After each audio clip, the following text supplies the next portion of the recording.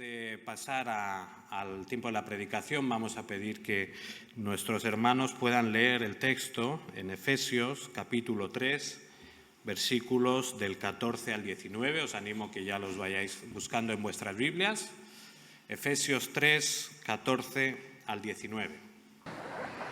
Por esta causa doblo mis rodillas ante el Padre de nuestro Señor Jesucristo, de quien toma nombre toda familia en los cielos y en la tierra, para que os dé, conforme a las riquezas de su gloria, al ser fortalecidos con poder en el hombre interior por su Espíritu, para que habite Cristo por la fe en vuestros corazones, a fin de que, arraigados y cimentados en amor, seáis plenamente capaces de comprender con todos los santos cuál sea la anchura, la longitud, la profundidad y la altura, y de conocer el amor de Cristo, que excede todo conocimiento, para que seáis llenos de toda plenitud de Dios.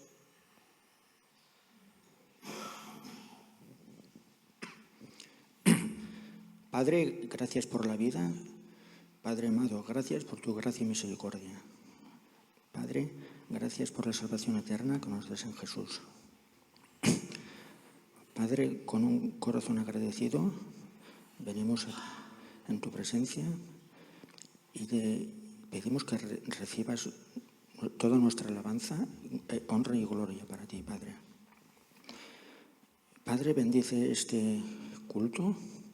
Pon en el pastor Eric sabiduría y cada palabra que diga, guíala con tu Santo Espíritu, Padre. Pon en nuestros corazones y en nuestras mentes sabiduría y que todo quede guardado en lo más profundo de nuestro corazón. En el nombre de tu Hijo amado Jesús, te lo pido todo, Padre. Amén. Amén. Pues nuestros más pequeños y los profesores pueden subir también arriba a las clases con nuestros hijos para que ellos también puedan seguir aprendiendo de la palabra de Dios y el Señor también les alimente.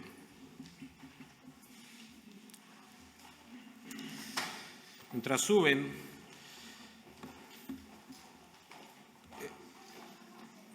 leía una noticia hace unos pocos instantes de un jugador de fútbol, se llama Alphonso Davies. Él juega en el Bayern de Múnich, en Alemania, y es un jugador pues, muy bueno. Es una persona joven, es una persona, pues os podéis imaginar, con mucho dinero, una persona que puede hacer casi lo que quiera en la vida, ¿verdad? Sin embargo, le hacían una entrevista y decía lo siguiente: es un poco preocupante no tener algo que hacer, sobre todo cuando todos tus amigos tienen trabajo. La vida como futbolista profesional es genial para relajarse y disfrutar, pero después del entrenamiento no hay nada que hacer. Luego dice: como no tengo familia y mi novia no vive conmigo, estoy solo. Probablemente tengo como 5 amigos. Dice: soy un perdedor popular. ¿Cómo puede ser que un joven en forma, un joven con todo el dinero del mundo, pueda sentirse tan vacío? ¿Verdad?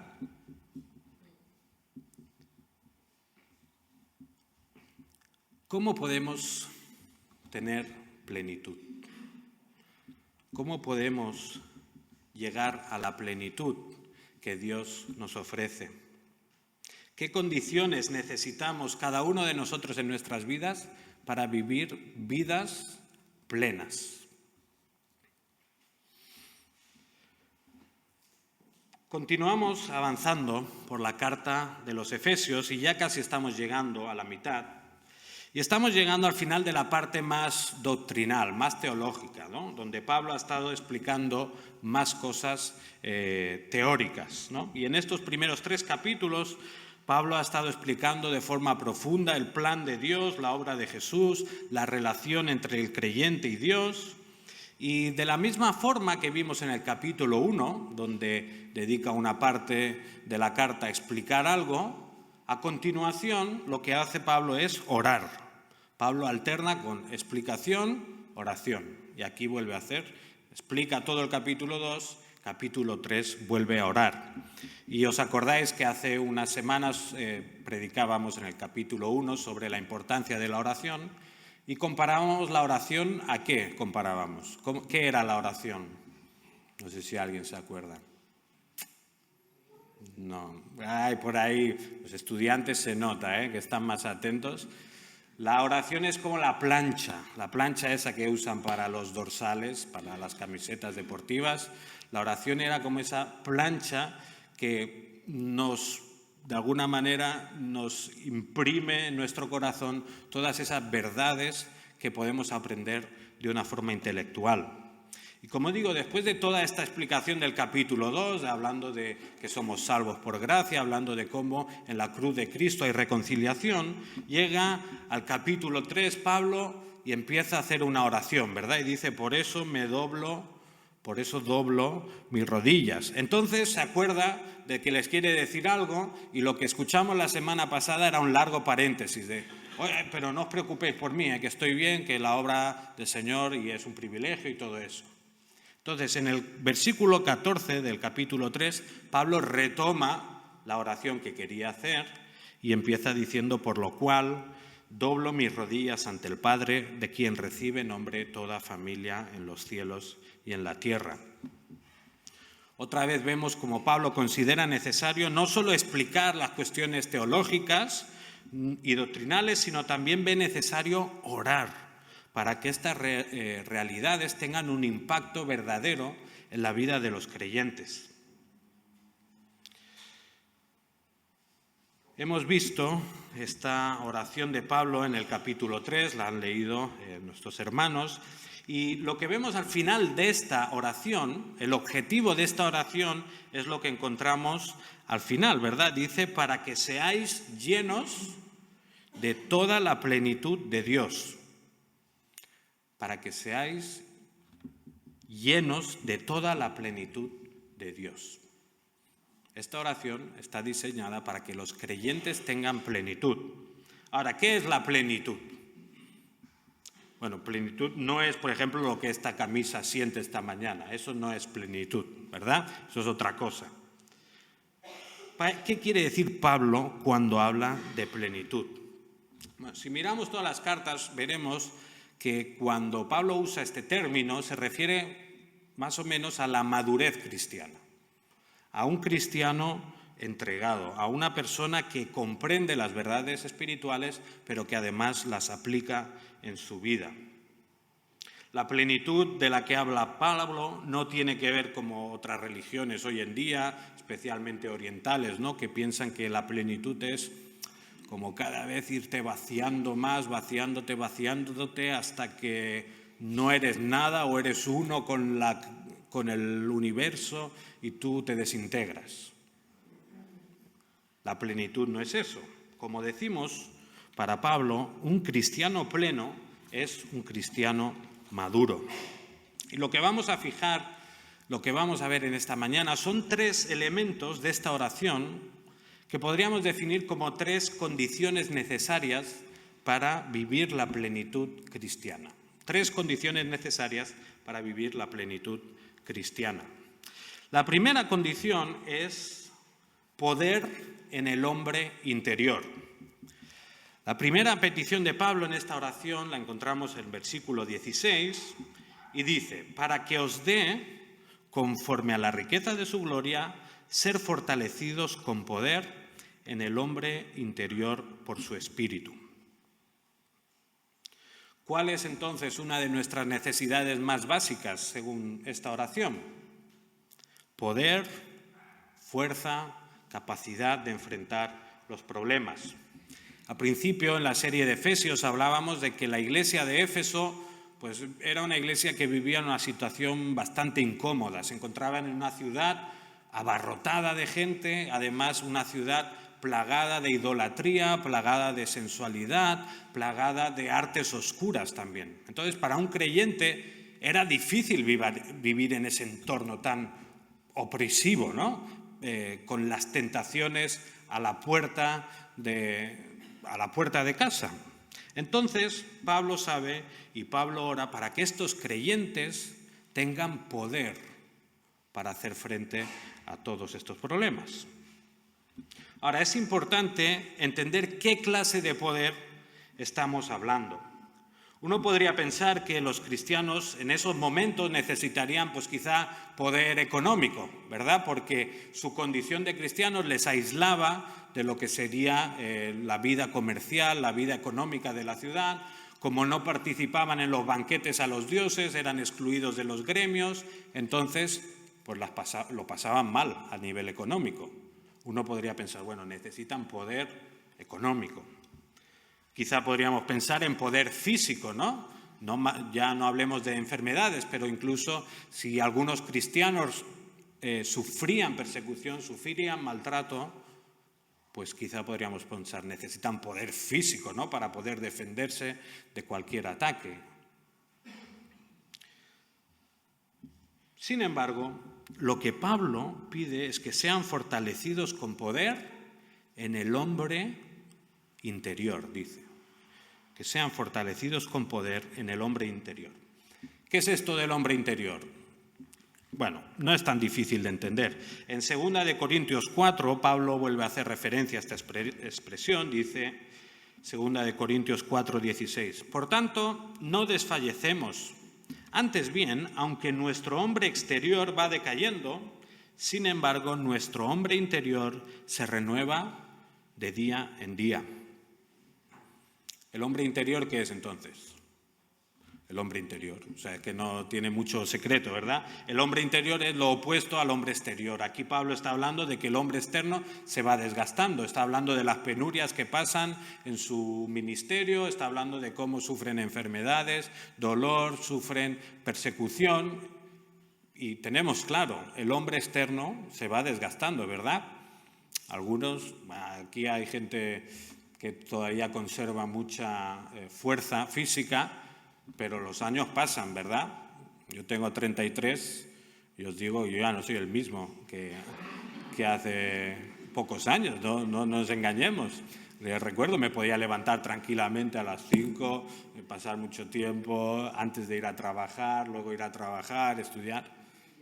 No puedo. ¿Por qué? Porque me hago mayor, ¿verdad? El hombre externo, no sé qué os reís, es que es así. El hombre externo va decayendo. En cambio, el hombre interno, dice Pablo aquí en 2 Corintios, se renueva de día en día. O sea, por mucho que por fuera nos vamos desgastando, por dentro el hombre interior se puede ir renovando día tras día. No importa la edad que tengas, no importa lo enfermo que estés, tu hombre interior puede estar fuerte, puede estar en forma a pesar de lo externo. Por tanto, Pablo no está pidiendo en este caso, en Efesios, poder físico, Pablo no está pidiendo poder económico, sino que Pablo está pidiendo para que el hombre interior se fortalezca, para que haya poder interno para hacer frente a las pruebas, que haya poder para también resistir las tentaciones y al pecado. Y si seguimos en la misma frase en la que estamos, vemos que acaba diciendo ser fortalecidos en el hombre interior por su espíritu. Ser fortalecidos en el hombre interior por su espíritu. Hoy está de moda la palabra empoderar, ¿verdad? ¿La habéis escuchado? Seguramente sí, empoderar. Bueno, si hay alguien que no lo ha escuchado, una definición de un diccionario dice que el empoderamiento es la adquisición de poder e independencia por parte de un grupo social desfavorecido para mejorar su situación. Bueno, la idea que este término conlleva entonces es que todo el movimiento social que rodea el empoderamiento consiste en emprender acciones para que determinados colectivos tengan poder por ellos mismos, puedan resistir, sean capaces de formarse de tal manera que pueden hacer frente a las pruebas de la vida, a las dificultades que enfrentan. Pero lo importante de este concepto es que la esencia está en que tú tengas poder. De ti salga poder para resistir todo lo demás. El empoderamiento del que habla Pablo es distinto, porque él está diciendo que sean fortalecidos en el hombre interior por su espíritu.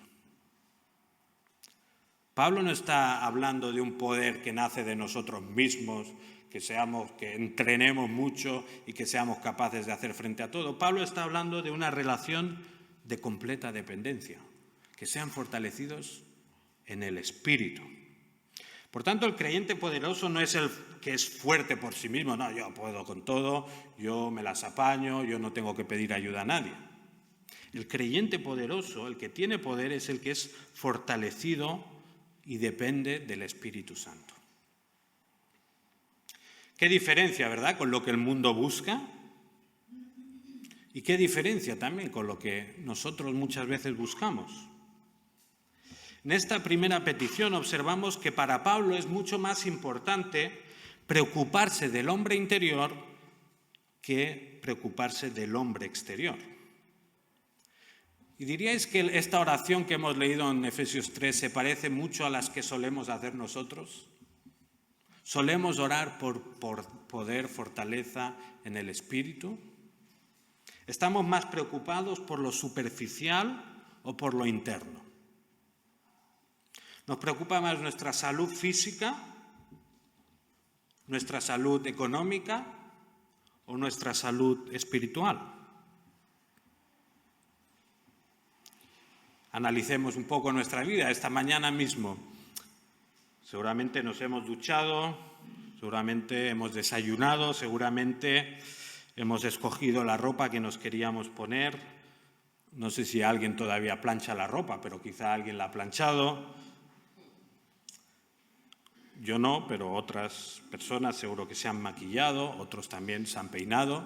No todos, pero algunos se peinan, ¿verdad? Y vamos haciendo muchas cosas. Pero ¿cuántos nos hemos preparado esta mañana espiritualmente? ¿Cuántos nos hemos preparado pensando, bueno, voy a ver qué me dice el Señor esta mañana, ¿verdad? ¿Y cuánto tiempo hemos dedicado a una cosa y a la otra?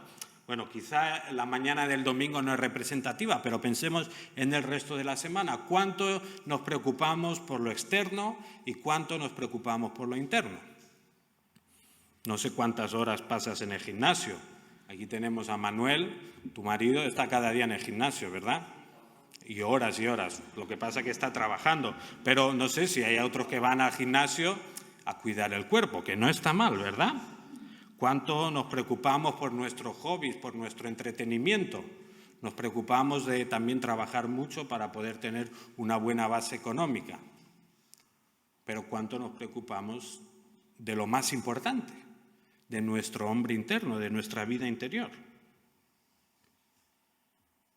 No sé si alguna vez os ha pasado que vais a calentar algo en el microondas y resulta que se calienta más el plato que la comida. A mí me pasaba, bueno, no está mi suegra aquí, aunque sé que nos está viendo, pero ellos en casa tenían una vajilla que tenía un ribete de plata.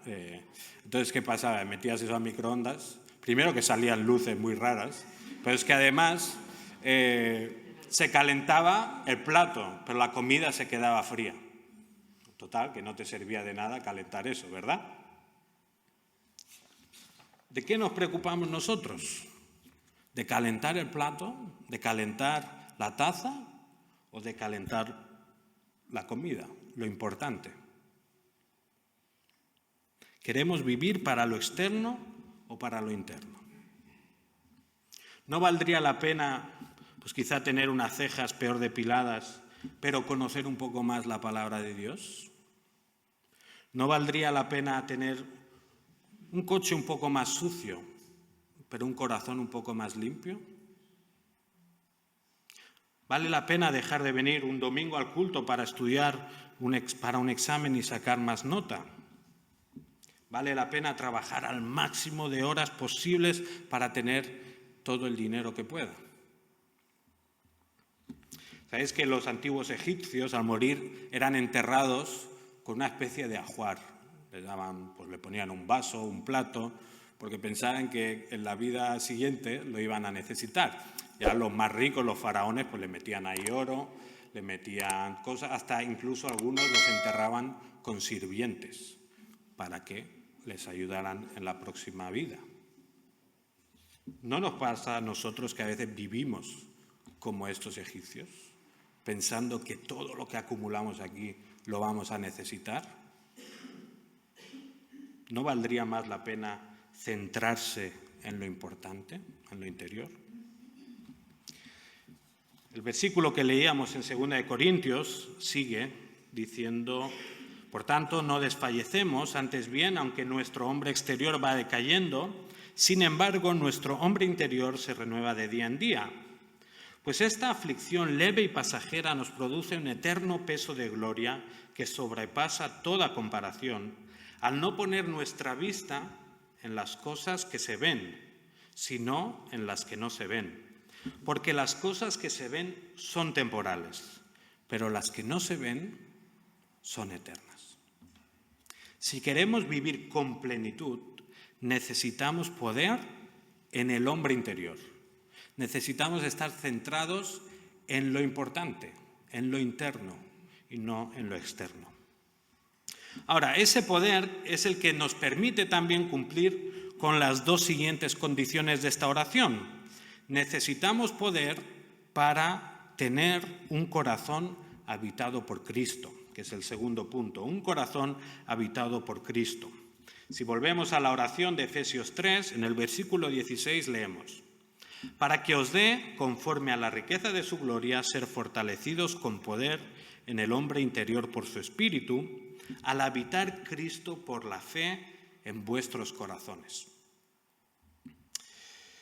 Bueno, a nivel de griego es complicado saber si esto es otra petición o si va pegada a la anterior o si va con los siguientes. Son frases complicadas. Aquí los que sabéis un poco más nos tendréis que ayudar. Aquí los estudiantes, por favor, luego me pasáis las notas. Pero es difícil. Aún así, el concepto que está expresando Pablo, ser habitado por Cristo, que habite Cristo en vuestros corazones, es importante. Ahora, ¿qué es esto de que Cristo habite en vuestros corazones? Alguno podría pensar que está hablando de la conversión, ¿verdad? La palabra de Dios enseña que cuando alguien se convierte, de alguna manera Cristo viene a morar en nuestro corazón, viene a morar en nosotros.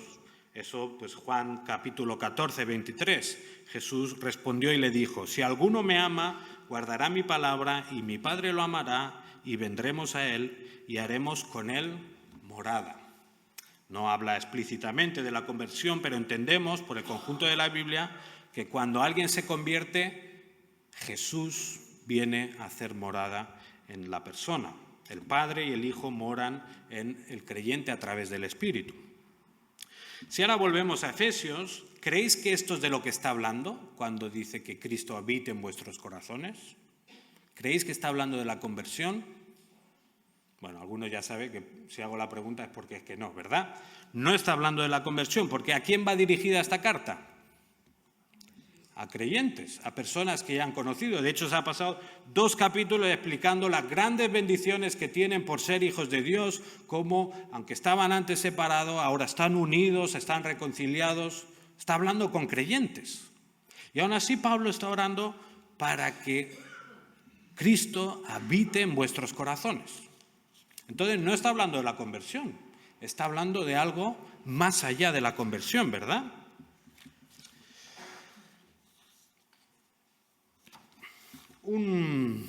Bueno, aquí alguien nos lo puede explicar mucho mejor que yo.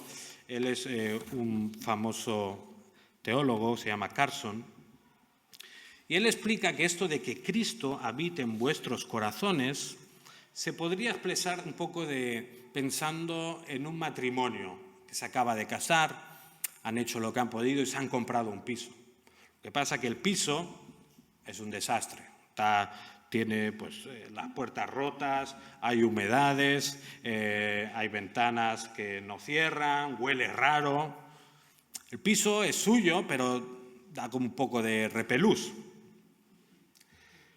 Conforme pasa el tiempo, la pareja, el matrimonio, lo va restaurando, lo va haciendo suyo, va pues pintando las paredes, arreglando humedades, arreglando las puertas, ponen popurrí de ese que huele bien, un poco van haciendo suyo el piso, ¿no? Y pasado un tiempo, pues uno entra allí y se da cuenta, ostras, este piso ya un poco refleja a las personas que viven ahí dentro.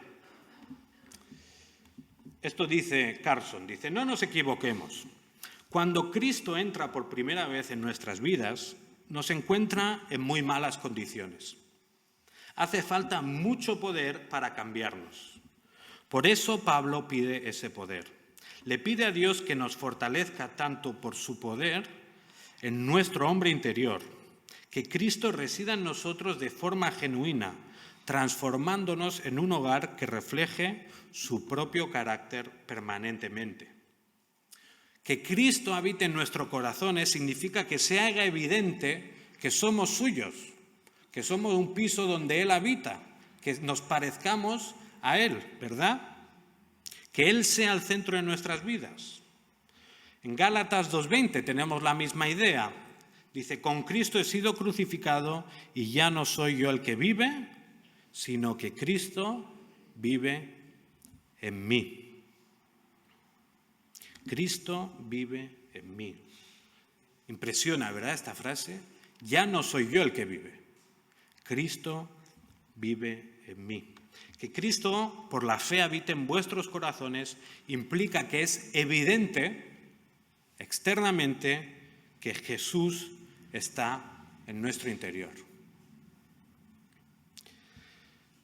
Como sabéis, estudié la carrera de psicología y todavía me acuerdo de algunas cosas que me explicaron al principio. Y me explicaron sobre un estudio que se hizo en los años 70 de un científico que tenía que pasar largas temporadas en una isla, no sé si desierta, pero él vivía en completo aislamiento, no tenía contacto con nadie. Entonces pasaba largas temporadas allí, luego volvía unos días a casa, luego volvía a la isla, tal. Esto es verdad, no es una historia ni con moraleja ni nada. Estando allí se dio cuenta que su barba crecía diferente, ¿vale? Que veía algo raro, ¿no? Entonces le dio por afeitarse y cada vez que se afeitaba pesaba la barba. Pues los científicos, ya sabéis, hacen a veces cosas raras, pues le dio por afeitarse y pesar la barba. Se dio cuenta que el día antes de volver a su casa tenía mucha más barba. O sea, el peso era exageradamente superior. ¿Sabéis por qué era? ¿Alguien se lo puede imaginar? Bueno, claro, cuando él volvía a casa, después de un tiempo de soledad, y pues pensaba en volver a estar con su mujer en casa y tener relaciones íntimas, entonces generaba más testosterona. La testosterona entonces provocaba que 24 horas antes de ir a casa tuviera más barba. Ahora, ¿para qué os explico esto? Bueno, porque es un ejemplo claro de que lo que había en el interior de esta persona tenía una manifestación externa clara, ¿verdad? En su corazón pues estaba el encontrarse con su mujer, que hiciera lo que hicieran, y eso provocaba algo externamente. ¿Qué tiene que pasar con nosotros? Si Cristo está en nuestro corazón, si Cristo es el centro de nuestra vida, si Cristo habita en nuestros corazones, ¿qué tiene que pasar? Pues obviamente que externamente se tiene que notar, ¿verdad? No podemos ser cristianos de esos secretos, primero porque no estamos en un país con persecución, eso es otra cosa, pero aquí no estamos llamados a vivir una vida escondiéndonos, ¿verdad? Lo que hay en nuestro corazón se tiene que manifestar externamente. Si somos creyentes, si somos seguidores de Jesús, se tiene que notar. No podemos ser como algún, no voy a decir el nombre, algún futbolista brasileño que cuando gana un título importante se pone una cinta, ¿no?, que pone 100% Jesús. Pero luego el resto del año ves que va de fiesta en fiesta, de mujer en mujer, de pelea en pelea. ¿100% Jesús? ¿De verdad? ¿Estamos llamados a eso? Para nada, al contrario. No haría falta tener un título que ponga 100% Jesús. nuestra vida, la forma en la que nos conducimos, la forma en la que tratamos a los demás, debe expresar claramente que Cristo habita en nuestros corazones. El mismo Jesús dijo: si me amáis, guardaréis mis mandamientos. Sí que está muy bien que digamos ser creyentes, está muy bien, ¿no?, que Cristo ya haya entrado en nuestro corazón en la conversión. La pregunta entonces ¿es evidente que Cristo mora, habita en mi corazón? ¿Soy como un piso que Jesús está reformando o sigo en la misma condición en la que empecé mi vida cristiana? Podemos llevar mucho tiempo en la iglesia, podemos conocer mucha teología, sabernos todas las canciones de memoria, pero si nuestro estilo de vida no refleja claramente que Jesús habita en nuestro corazón, estamos perdidos. Si queremos experimentar la plenitud cristiana, es necesario que Cristo habite en nuestro corazón y que sea manifestado externamente. Ahora, tenemos muchas áreas, ¿verdad?, en las que podemos manifestar que Cristo habita en nuestros corazones. Yo no sé vuestras reuniones de vecinos cómo son. La última que viví en Barcelona fue un desastre. Y era un reto demostrar que Cristo habitaba en mi corazón, ¿verdad? Porque cada uno decía cada tontería, pero no, tranquilo, muestra a Cristo, ¿no? Cuando se te colan en el súper, muestra que Cristo está en tu corazón. Cuando trates con tus familiares, cuando les hables, cuando exijas a los demás, tranquilo. Primero muestra que Cristo está habitando en tu corazón. Por último, vemos la tercera condición para vivir en plenitud cristiana. Y la tercera condición es la comprensión del amor de Cristo. Comprender el amor de Cristo. El versículo 17 decía: al habitar Cristo por la fe en vuestros corazones, a fin de que, arraigados y cimentados en amor, seáis plenamente capaces de comprender con todos los santos cuál es la anchura y la largura y la altura y la profundidad, y así conocer el amor de Cristo que excede a todo conocimiento. ¿Qué puedo decir de estos versículos? Decíamos en el primer punto, ¿no?, que una condición para vivir en plenitud es tener poder en el hombre interior. Y luego decíamos que necesitamos ese poder para que Cristo habite en nuestro corazón de una forma evidente.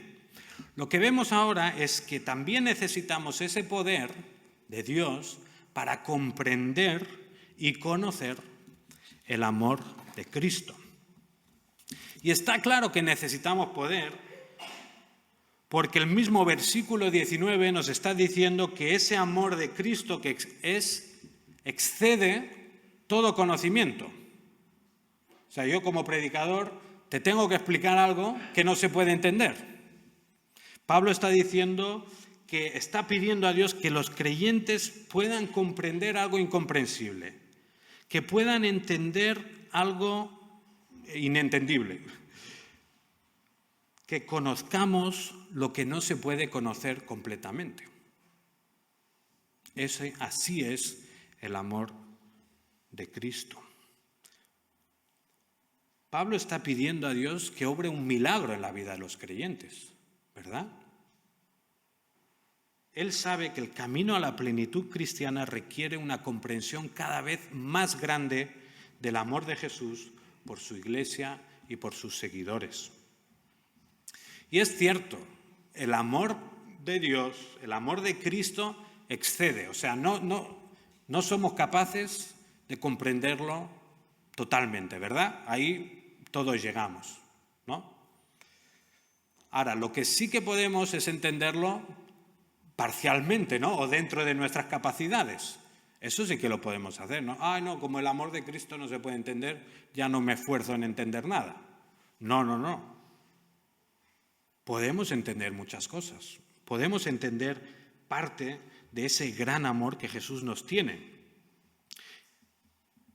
Podemos saber y comprender de alguna manera que es ese Jesús, ese Dios tan grande, envía a su Hijo Jesús ¿A qué? Pues a venir a esta tierra, a hacerse hombre, a vivir como nosotros, a vivir por nosotros y a morir en una cruz llevando nuestro pecado, el castigo de nuestra culpa, ¿verdad? Eso lo podemos entender. Quizá no entendemos cuán grande es nuestra culpa, quizá no entendemos cuán tremendo es eso, pero sí que podemos entender que Dios nos ama tanto que envía a su Hijo Jesús a morir por ti y por mí. El versículo que leíamos antes, en Gálatas 2:20, dice: con Cristo he sido crucificado y ya no soy yo el que vive, sino que Cristo vive en mí. Y la vida que ahora vivo en la carne, la vivo por la fe en el Hijo de Dios, el cual me amó y se entregó a sí mismo por mí. La prueba más grande del amor de Jesús por ti y por mí fue que se entregó a sí mismo por nosotros. Por supuesto, Pablo ya ha explicado esto en la carta varias veces, ya ha hablado de la redención, ya ha hablado de la sangre de Jesús. Pero lo que quiere Pablo es que ese gran amor de Cristo, que podemos entender de una forma teórica, tenga resultados experienciales, o sea, que se manifieste de alguna manera en la vida de los creyentes, que no se quede como algo bonito, como una oración que podemos repetir, algo de memoria, sino que ese amor tan grande transforme la vida de los creyentes. En estos primeros 3 capítulos, Pablo está preparando a los lectores para lo que les va a pedir del capítulo 4 al 6, porque si seguimos, bueno, ya lo veremos, en la carta de los Efesios, luego empieza a pedirles que vivan en unidad, que se sometan los unos a los otros, que dejen la mentira, que dejen el robo, que no entristezcan al Espíritu Santo, que dejen la murmuración. Les va a pedir que estén unidos, que luchen la batalla espiritual, les va a pedir un montón de cosas. Pero todas esas cosas que les va a pedir en esos capítulos necesitan la motivación correcta. No podremos, como creyentes, vivir en unidad, no podremos dejar nuestro pecado, no podemos avanzar en la vida cristiana si no tenemos la motivación correcta. Y lo que Pablo está aquí haciendo es dejar clara cuál es la motivación. Está orando para que entiendan, comprendan cuán alto, cuán grande, cuán ancho, cuán profundo es el amor de Cristo. Segunda de Corintios 5 también nos habla de esa motivación. Pablo dice, porque el amor de Cristo nos constriñe. Pensando en esto, que si uno murió por todos, luego todos murieron. Y por todos murió para que los que viven ya no vivan para sí, sino para aquel que murió y resucitó por ellos. Querido hermano y hermana, ¿te das cuenta de que este amor tan ancho, tan alto, tan largo y tan profundo cambia toda tu vida por completo? Por un lado, ese amor inexplicable es la base de tu seguridad en la vida, de tal forma que aunque tu marido o tu mujer te dejen, aunque tu novia o tu novio ya no te hagan caso, aunque los hermanos o tu familia te haga daño, te traicionen, aunque pase todo eso, tú puedes saber que Jesús te ama mucho más de lo que puedes imaginar. Si te sientes solo porque nadie te entiende, nadie sabe por lo que estás pasando, recuerda que Jesús te ama radicalmente. Si las pruebas por las que estás pasando son muy duras, si has perdido algún familiar muy querido, como nuestra familia aquí, si tu enfermedad es incurable,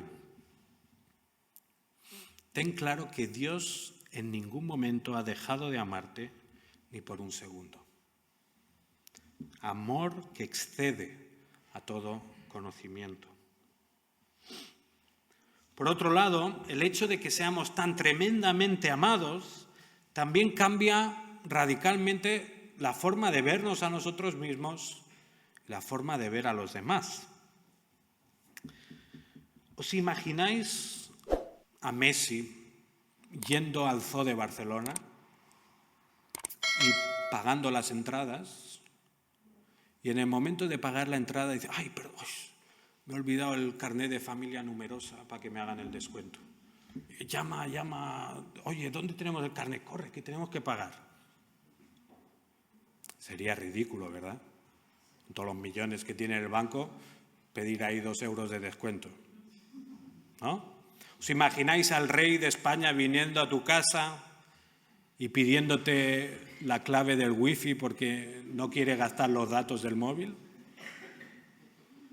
Ridículo, ¿verdad? Pues ¿sabéis qué es más ridículo? Más ridículo que esto es un creyente que reclama atención. Un creyente que se enfada porque no le han saludado el domingo. Más ridículo que todo esto es un creyente que se queja porque la gente no le hace caso, porque no le llaman. ¿Verdad? ¿No entendemos que tenemos un Dios que nos ama tan profundamente? El creador y dueño del universo te ama mucho más de lo que puedes empezar a imaginar. El Dios que lo tenía todo se humilló por ti porque te amaba. Así que déjate de tonterías. De si esta persona me dijo esto o lo otro, de si hace 20 años me giró la cara o me negó el saludo. ¿Verdad? Entendemos lo grande y lo profundo que es el amor de Cristo. No necesitamos que los demás nos vayan detrás, ni que todo el mundo nos haga caso para vivir una vida plena. Al contrario, ¿verdad? El amor de Cristo, dice Pablo, que nos constriñe. ¿Eso qué quiere decir traducido al lenguaje normal? El amor de Cristo nos empuja, ¿verdad? Nos lleva a hacer algo no por nosotros mismos, por los demás, pero sobre todo por Él. Dice que si Él, como decía, si Él, ahora lo he perdido, 2 Corintios 5, habla de que, bueno, no importa, si Él ha muerto por mí, de alguna manera yo viviré por Él. El amor de Cristo nos transforma y nos lleva a pensar en los demás. Entonces, en vez de estar pendiente de si te hacen caso o te llaman, llama tú, ¿verdad? Llama a los demás, pregúntales cómo están, cómo puedes ayudar. En vez de ofendernos porque un coche no me ha dejado pasar en el paso de cebra, hay gente que, ostras, como que le han herido el orgullo grandemente, ¿no? Si no le han dejado pasar. Pues si te hacen eso, ora por el conductor, ¿verdad? Dejemos que el amor de Cristo nos desplace del centro de nuestras vidas. Y en vez de vivir para nosotros, vivamos para Él. Si es verdad que Cristo nos ha transformado, si es verdad que Cristo nos ha amado de tal manera, nuestra vida ya no puede ser la misma. Si Cristo me ha amado de tal manera, ¿cómo no voy a leer su palabra? ¿Cómo no voy a perdonar a los demás? Si mi Señor se ha dado por mí, si Él me ha amado de tal manera que ha llevado a su Hijo a morir en una cruz para cargar mi pecado, ¿cómo voy a seguir pecando tranquilamente? Si Dios me ama de esta manera, ¿cómo no voy a entregarle mi vida?